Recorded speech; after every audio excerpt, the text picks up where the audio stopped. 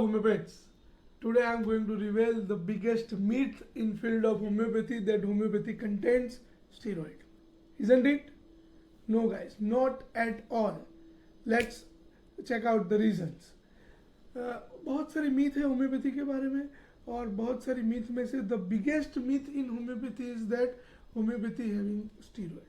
हमारे पास 7 पेशेंट आते हैं, 7 out of 10 patient having the query that homeopathy having steroid और not. Guys, there are many reasons behind that creating that typical myth. So let's reveal it.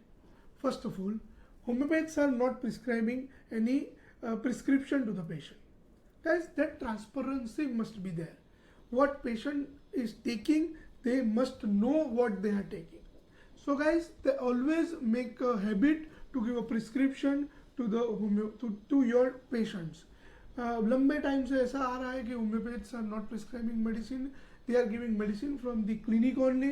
So keep continue that, you just prescribe medicine from clinic only, but guys make a habit to give a prescription. Patient जो ले रहा है उसको वो पता होना चाहिए. That is one thing. Another thing is that there is another myth in field of homeopathy, that homeopathy is working very slowly.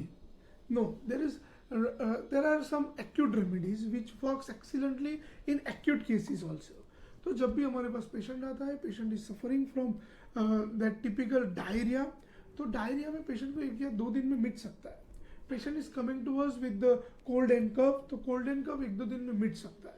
तो there are some acute remedies which gives result in एक्यूट्स.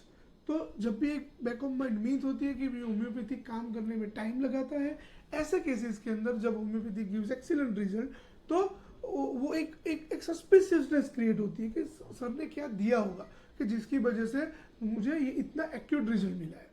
Another thing, when patient is suffering from chronic disease, जो 10 साल से सफ़र हो रहा है, town के city के बहुत सारे स्पेसिफिक डॉक्टर्स को दिखा चुका है और उनकी दवाई से रिजल्ट नहीं मिला है, तो जब भी वो एक होम्योपैथ के पास जाता है और उसकी दवाई से 1 या 2 महीने में रिजल्ट मिलता है, तो एक suspiciousness is creating behind the mind कि भाई उन्होंने कुछ ऐसा दिया होगा कि जिसकी वजह से मुझे अच्छा रिजल्ट मिला है. Not like that, homeopathy is giving acute result और उसकी वजह से बहुत सारे पेशेंट को एक्यूट रिजल्ट भी मिलते हैं. तो make a habit to give prescription, that वो जो एक सस्पिशियसनेस क्रिएट होती है उसको एक रिमूव करेगा. Right. The third point behind that, weight gain. See guys, after taking medicine, if patient is gaining 1 or 2 kg or 3 kg, sometimes that is a sign of well-being.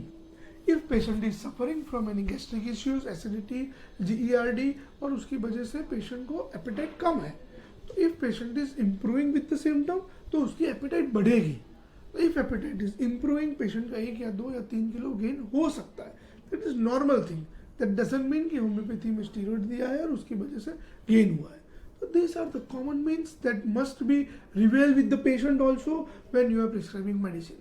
कई बार homeopath doctor get afraid when they are prescribing the medicine और उसकी वजह से weight gain हुआ है. तो explain your patient कि भाई वो मेडिसिन की वजह से नहीं हुआ है, that is due to sense of well being. आपकी एपेटाइट बढ़ी है, भूख बढ़ी है, स्लीप नॉर्मल हुई है और आपकी गैस्ट्रिक कंप्लेंट कम हुई है, उसकी वजह से गेन हुआ है. So that is normal. So guys, these are the explanation behind. There is no steroid at all in field of homeopathy. The sources are the same as Ayurveda are using. तो if हल्दी में से दवाई बन रही है आयुर्वेद में, तो होम्योपैथी में भी हल्दी में से दवाई बन रही है. Sources are remain same. वो कोई नहीं नए सोर्सेज नहीं आने वाले हैं. तो दोज आर नेचुरल सोर्सेज, तो उसमें कोई साइड इफेक्ट्स नहीं होते.